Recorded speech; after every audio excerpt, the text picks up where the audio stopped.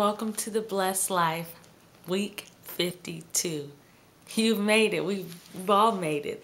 This is the Blessed Life by Robert Morris. This is week 52, our last week in the adventures of giving and the Blessed Life. And I'm so happy that everyone has been able to join me, and that this series hopefully has been a blessing and a gift and a learning experience for everyone, me included, because I've been able to go through it again and get so much more out of it the second time around. And I'll be, of course, reading it even more, just referring to it and things like that. So I'm so glad. It's a little bittersweet that this is the last week, and the last week of the year, actually, because in a few days it'll be a whole new year.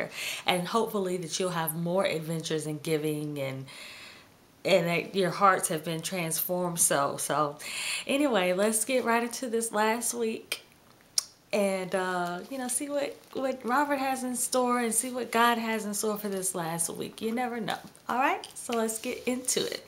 Scripture comes from Exodus 19 verse 5. Now therefore, if you will indeed obey my voice and keep my commandment, then you shall be a special treasure to me above all people, for all the earth is mine. This is entitled Whatever He Says. I have shared this message in many churches over the years, and recently as the pastor of Gateway Church in Southlake, Texas, it has been my privilege to share these truths with our members there.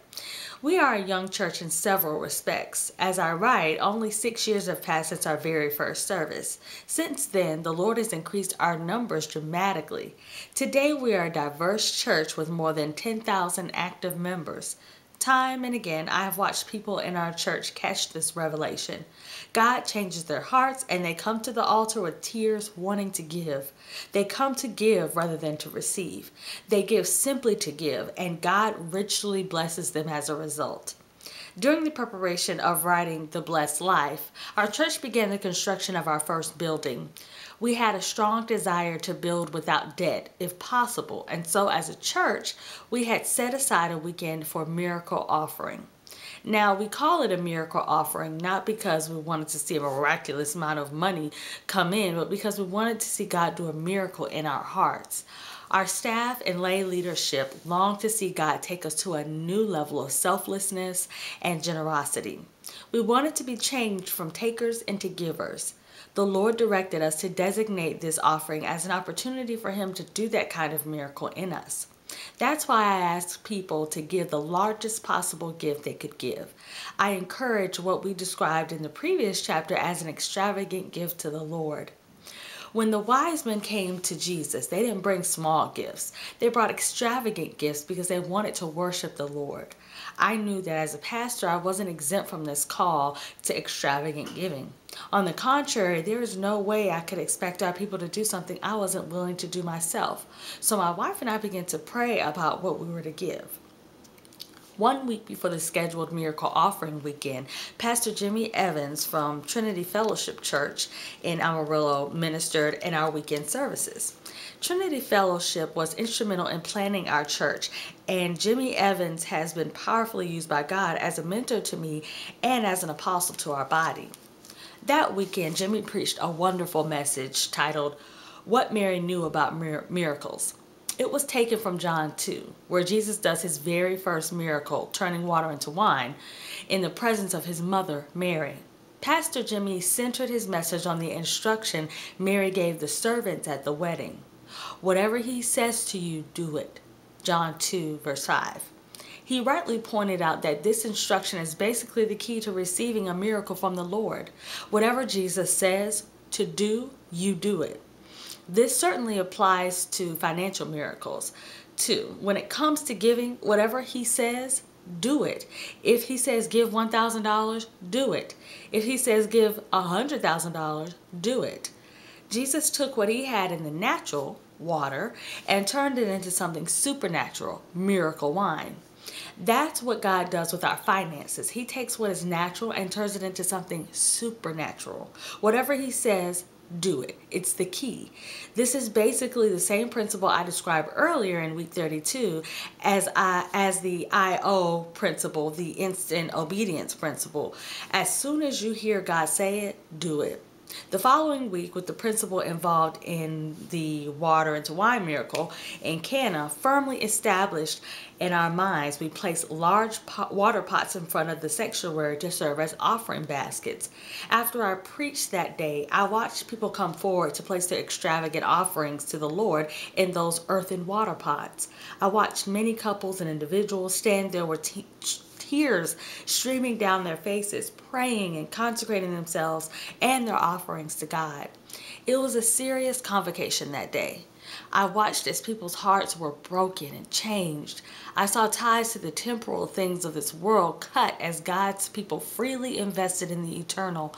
I watched joy flood souls who had just received the revelation that we can send our treasure on ahead rather than leaving it on this earth.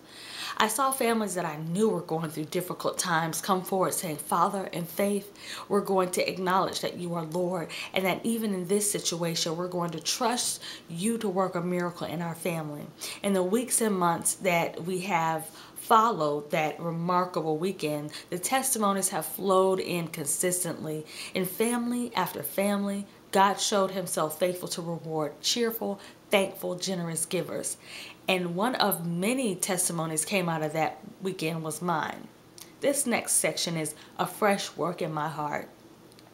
About a month before our miracle offering weekend, I was ministering at the church of my good friend Pastor Clark Whitten. At offering time that night, Pastor Whitten stood before the congregation and said, "There's a blessing on this offering tonight." Now, I know Clark Whitten, and I know that he doesn't make that kind of pronouncement lightly or manipulatively. When he said, "There's a blessing on this offering tonight," he was speaking prophetically by the Spirit of God, and I knew it.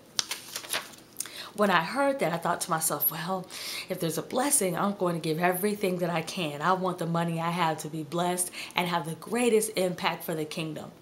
And that thought, as it went through my mind, I heard the Lord say to me, "There's a blessing on the miracle offering that your church is about to give also." At that moment, I knew what the Lord wanted Debbie and me to do. He wanted us to empty every account we had and give it to the Lord. Checking accounts, savings, money market accounts, even our retirement account, everything.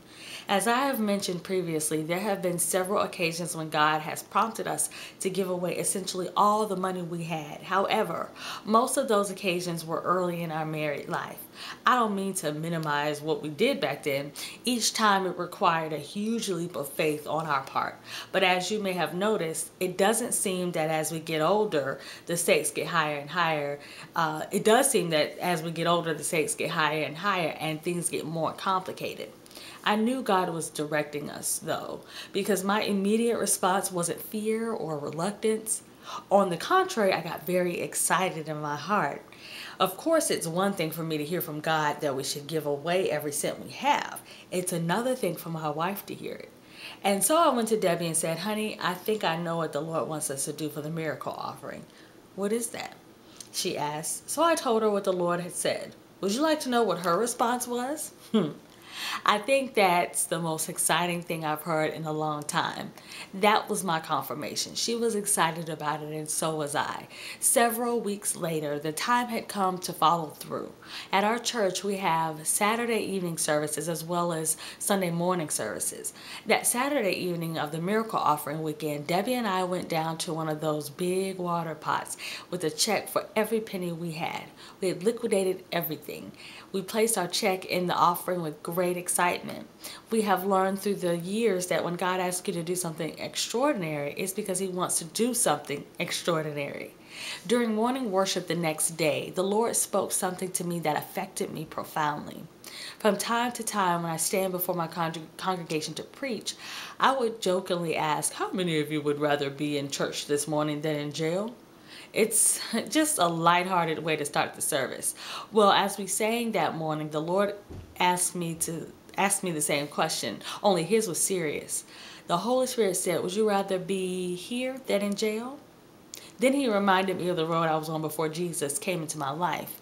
I didn't give my life to Jesus until I was 19 years old.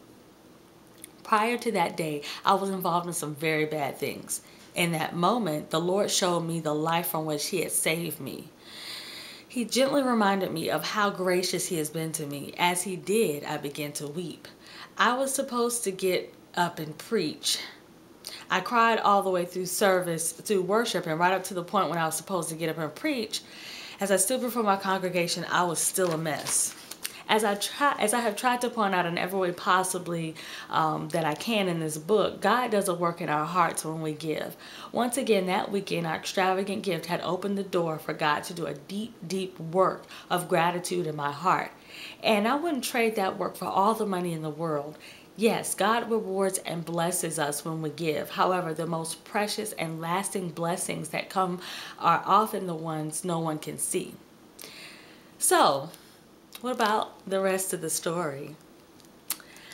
Less than 6 weeks from the day Debbie and I gave every penny we had, God, by His grace, restored it all and then some. Think about it. Within 40 days, we found ourselves with more money than we had before giving it all away in that one offering. It was supernatural. God guarantees financial results. He's the only one who can. The only one who can. So, that was awesome. Supernatural. So let's stay tuned for the last food for thought.